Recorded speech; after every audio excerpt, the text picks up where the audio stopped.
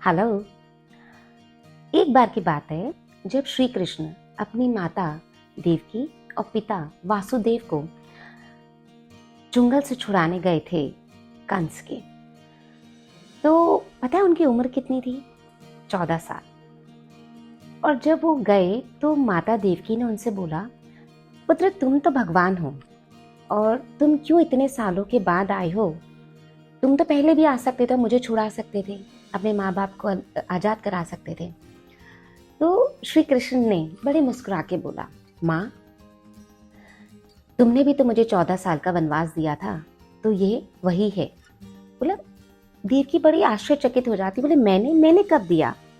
बोले पिछले जन्म में, पूर्व जन्म में, जब मैं राम था और तो आप मेरी माता कैकेयी बनी थी और आपने मुझे 14 साल का वनवास दिया था। तो बोलती हैं, अच्छा ऐसा था?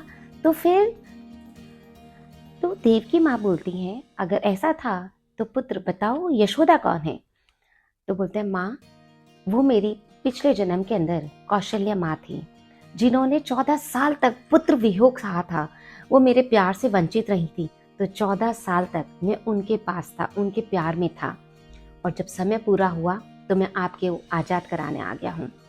सो कहने का तात्पर्य ये है कि जो भी हम कर्म करते हैं वो हमें काटने पड़ते हैं, चाहे कुछ भी हो, देर से काटेंगे या जल्दी काटेंगे। वो कहा भी गया है ना कि हम कर्म बांधते हैं हंसते हंसते, पर काटने हमें रोते रोते पड़ते हैं। अतः कोई भी कर्मों के फल से नहीं बचा है, कोई भी हो, चाहे इंसान हो, चाहे भगवान हो, चाहे पशु हो।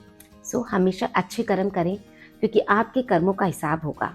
आपके कर्म कभी भी आपको नहीं छोड़ेंगे। ये वो है जो बड़ी भीड़ में भी गाय का बछड़ा अपनी माँ गाय के पास पहुंच जाता है। कर्म करे जाओ और फल की इच्छा ना करो। Be happy, B cheerful.